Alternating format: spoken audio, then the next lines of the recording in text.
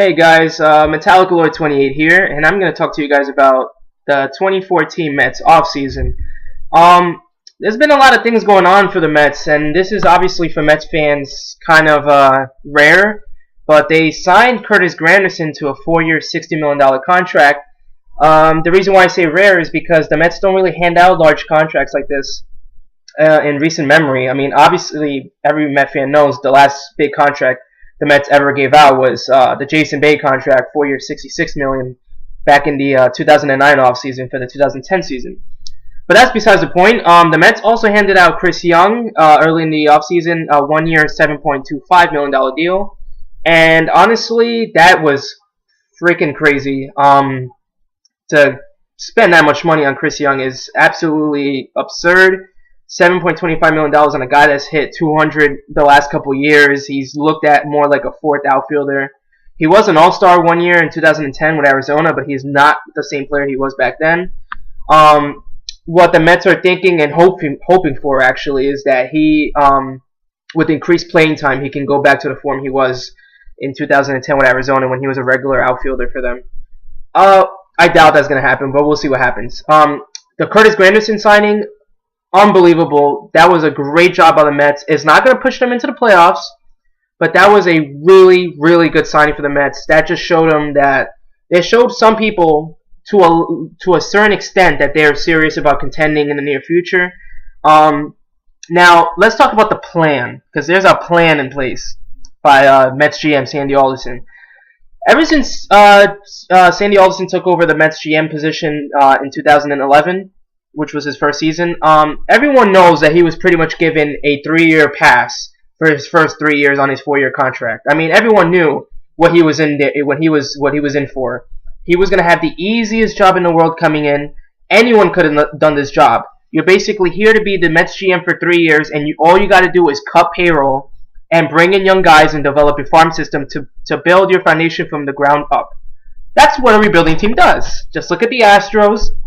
Look at teams like the Rays. That's what they are known for doing. They love to rebuild. I mean, the Astros are, unfortunately, they had to rebuild. They're just that bad. But the Rays are a perfect example of a team that knows how to rebuild and contend every single year. Now, it sucks because the Mets are in New York. That's the New York market. They shouldn't have to act like a small market team. But unfortunately, right now, they're going to have to for a few more years until they, have more money. And to get more money, you need a win. And the Mets really haven't done that since 2008, to be honest. That was the last winning season they had.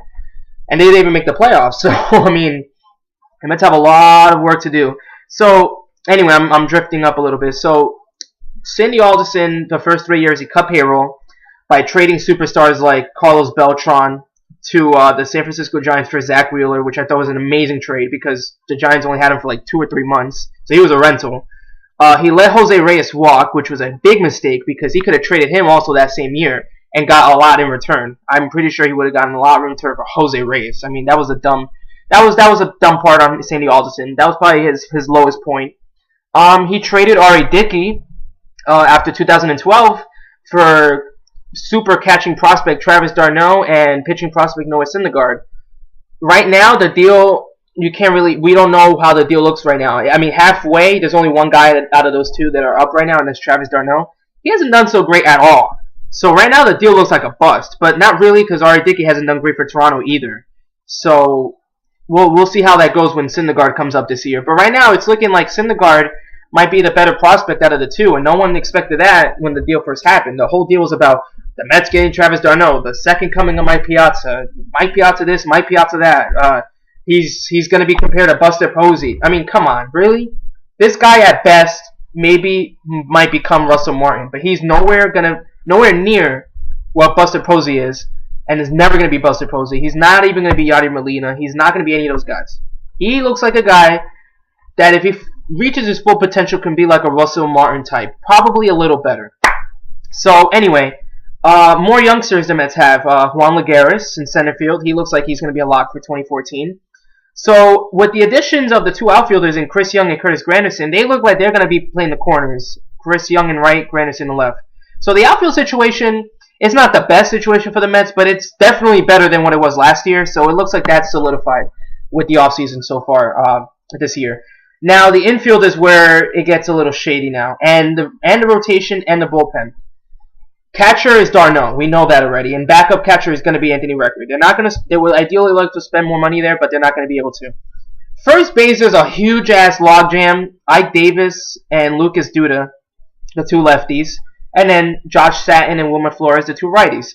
Now, it looks like there's going to be a platoon situation there because Flores is going to be on the bench. We know that already, unless he gets traded. And Satin is going to be the right-handed first baseman for the Mets next season. It's just inevitable. It's going to happen. I'm sorry, Mets fans, to tell you, but that's what's going to happen. And he's going to platoon with either the lefty Ike Davis or Lucas Duda. And right now, from all the reports we've been hearing for weeks now, it looks like Ike Davis is going to be the one that's going to be traded, and Lucas Duda will be the left-handed first baseman for the Mets next season to platoon with Josh Satin.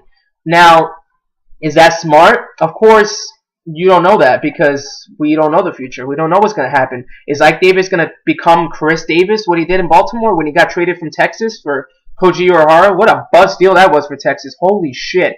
I mean, they must miss Chris Davis tremendously. And Koji Uehara is not even with them anymore. He's just won a World Series with the damn Red Sox. Close it out for them. Horrible deal for Texas. That was so dumb of them. The Mets are scared that that might happen with them too. I mean, what? They're going to go trade Ike Davis to the freaking... what's the team that comes to mind? The Tampa Bay Rays, the Milwaukee Brewers, the Houston Astros, and get someone in return that's not even going to be good, and then he hits 50 bombs with that team.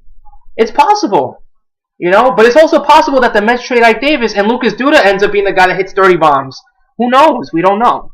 So it's all about trading the guy that's going to give you the bigger return. And plus, on top of that, Ike Davis is making more money than Lucas Duda by $2 million. His projected payroll, let me check real quick. His projected payroll for next year is $3.825 million. That's a considerable amount the Mets can shave off their payroll if they want to get better. So let me get away from first base for a second. Second base is Daniel Murphy. Now, with arbitration, this guy's making over $5 million next year. That's a lot for Daniel Murphy. I don't know what they're going to do there. I'm hearing rumors that they might trade him as well. Shortstop will be Ruben Tejada at the moment. That is not a good. That's not a popularity decision. For GM Sandy Alderson, the Met fans are going to be outraged if that actually happens because they were looking for Johnny Peralta to be the shortstop, and he got signed by the Cardinals 4 years, $52 million. Steven Drew then is going to probably cost way more, and there's not really any other options unless. And for Call, by the way, just got signed by Marlins, so there's not really options unless they trade. So that's where they're going to have to go now in the route of trading. In terms of trading, there's a lot of shortstops that could be made available. One shortstop that comes to mind is Baltimore's J.J. Hardy. He can be available. Milwaukee's Gene Segura. That would be amazing for the Mets if they were to be able to get him. So, Arizona with Didi Gregorius. There's a lot of options the Mets have. And this is what I feel is GM Sandy Alderson's biggest strength is trades. This man knows how to trade. He may not be that good in free agency because, remember, he was the GM for the Oakland A's before Billy Beane. They didn't really spend that much. They did a lot of trading. Okay, they're a small market club. So he brings a small market club mentality to the Mets, which is a big market club. At the moment, they're not, but they're ideally supposed to be. And he brings that knowledge of trading over the years that he's done. I mean, like I said, the Zach Wheeler trade for Beltran, the R.A. Dickey trade for Darno and Syndergaard, that's just to name a few. This man knows how to trade, and he knows how to convince other GMs to give him what he wants. Okay, so I'm pretty sure Sandy Alderson can get a good-ass starting pitcher or a good-ass shortstop for Ike Davis. He can do it. He can get it done. He could even bring it in Daniel Murphy along in the deal, in a package deal, along with maybe Montero or DeGrom, and really get a super shortstop. It's possible, or a super starting pitcher. Sorry. So we'll see what happens. Obviously, third base, you got the captain David Wright. Now, the point of this video is to basically give a little predictions, in my opinion, on what the Mets should do. Let's talk about the payroll right now. After the Curtis Granderson and Chris Young signings, okay, which were $15 million and $7.25 million for the year, respectively, and then counting the arbitration raises for Daniel Murphy, Ike Davis, Bobby Parnell, Dylan G, Eric Young, Duda, and Tejada, we're looking at a payroll based on the arbitration guys of $20.9 million. Plus the David Wright $20 million contract, Granderson $15, like I said, Young $7.25, and Jonathan Denise $5 million. Those are the biggest contracts the Mets have. Those are worth $47.5. So if you do the simple math, the Mets are looking at $75.4 million as their payroll right now. If you remember what Sandy Alderson has said the past couple of weeks, that his payroll for next season was going to exceed $87 million, which was what it was last year, and now he's changing it down to $85 million. It's going to exceed $85. Realistically, you're looking at an 85 to 90. I'm going to stretch and say 90. 85 to 90 million dollar payroll is what the Mets are looking at. So if you do the simple math, the Mets really have north of $13 million to spend on the remainder of the offseason for 2014. So that is not the worst, but it is something good the Mets can do. So how should the Mets spend this money wisely? Now, for starting pitching, they were obviously gunning Bronson Arroyo, but that guy is going to ask probably for the entire $13 million the Mets just have left. That's not an option. They have to go cheaper, but not that much cheaper. Honestly, I've been hearing Bartolo Colon is getting a lot of interest. That would be an amazing sign for the Mets. He might want 2 years. The Mets might want to just give him 1 year, obviously, since they have Syndergaard coming up this year. They're going to have Harvey returning back next year. They're not really going to have space for Colon in the rotation next year. And if they don't trade Montero, they're going to have Montero as well. So right now the rotation for 2014 is Wheeler, Neese, G, and then you have vacancy. Okay? With potentially Mejia and Montero filling it out if the Mets don't get any starting pitchers. It will be Mejia, Ford, and Montero getting the call up to start the season early. Or Jacob deGrom. Syndergaard is probably not going to come up until June, like the pattern we've been seeing the last 2 years with Harvey in 2012 and Wheeler in 2013, both coming up in June. So, or in the summer, I should say. So, the Mets should sign Bartolo Colon to a 1 year, $4.5 million deal. I think that's very reasonable. I mean, the man just made $3 million for 2 years in Oakland. Actually, $3 million each year in those 2 years. So, give him like $4.5 million more. That's reasonable. I mean, the man's 40. He can't expect more than $5 million in a year. The Mets, and he has so many wins. He had like 16 wins last year. The Mets can so use that for the rotation. A veteran guy who will give you your innings. He still throws, his good fastball. He's good. He's solid. Bring him and his veteran leadership to the rotation. He can be your fourth starter, number 4 starter. Ideally with Mejia being the 5th starter. Okay, or Montero or deGrom. That's good enough. The Mets can do that. If the Mets do that, they will still have, I believe, they would have $9 million left to play with. So if they do that, how are they going to upgrade a shortstop? What they can do, since we signed the entire outfield, that makes Eric Young expendable. Daniel Murphy expendable. So they can move Eric Young over to second base and move Daniel Murphy's $5 million contract and trade him for the reliever that they've been looking for. Why don't you go and trade Daniel Murphy to a team that needs a second baseman and get a top-notch reliever? Not a closer, but a top-notch reliever. A guy like Kelvin Herrera, the flamethrower from Kansas City.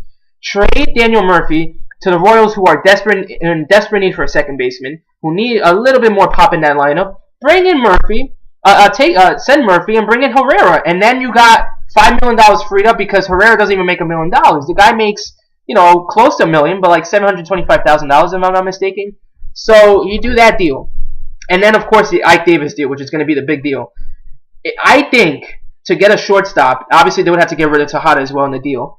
Trade Ike Davis and package him with Ruben Tejada and one of the pitching prospects the Mets have. Not the top notch. We are not trading Wheeler. We are not trading Syndergaard. They're off limits. But Montero and deGrom are not really that off limits. If I had to ideally trade between the two, it would obviously be deGrom over Montero because Montero is a lot better, higher upside than deGrom, and he might start the season in the rotation if it's not Mejia. So I would trade Ike Davis, Ruben Tejada, and Jacob deGrom to the Milwaukee Brewers for their shortstop, Gene Segura. The man doesn't make $1 million yet. He's going to be a free agent in 2019. He's under team control for a long time. Ike Davis is still under team control for a long time. So is Tejada and deGrom, the pitching prospect the Brewers would love to have. That's a great deal. The Mets would have an infield of Wright, Segura, Eric Young, and Duda, and Darnell. That is not bad. With an outfield of Granderson, Lagares, and Chris Young. A rotation of Wheeler, Neese, G, Colon, and Mejia / Montero until Syndergaard comes up. And then a bullpen of, so far, Parnell, Kelvin Herrera, Vic Black, Scott Rice, Carlos Torres, and possibly Juris Familia. So they still need like one more reliever. So with all the money they still have left over, they can sign a top-notch reliever on top of that, like a Jesse Crane, to like a similar to what Joe Smith just got, 3 years, $15 million, $5 million per year. That's reasonable. You just got rid of Ike Davis's $3 million contract and Daniel Murphy's $5 million contract, which brings $8 million. Okay, so they clearly can sign a guy like Jesse Crane. And then right there, the Mets, I believe, would be able to have an 85 to 87 win team contending for a wild card spot in 2014. And then, of course, in 2015, when Matt Harvey comes back and Colon's contract is over, they're looking at a rotation. And then if they don't trade Montero, they're looking at a rotation for 2015 that is just unearthly. They would have to pretty much kick out Dylan G out of the damn rotation. That's how good that rotation would be. It would be Matt Harvey, Zach Wheeler, Noah Syndergaard, Jonathan Neese, and Rafael Montero, with Dylan G as the long man in the bullpen, along with Mejia and Torres. I mean, they have so much pitching. So, what do you guys think? What do you guys think the Mets should do going forward after this Granderson deal? The winter meetings start today and is going to continue until Thursday. So we're hearing a lot of Ike Davis rumors, trade rumors. So something is imminent. Something is going to happen very major very soon. So I want your guys' opinions. Comment down below. See what do you think is going to happen? What do you think the Mets should do? What do you think is smart? And do you think the Mets are going to contend next year, or are we going to have to wait one more year and see for them to contend in 2015? So yeah, that's about it. I'm Metallica Lloyd 28, and I'm out. Thanks, guys.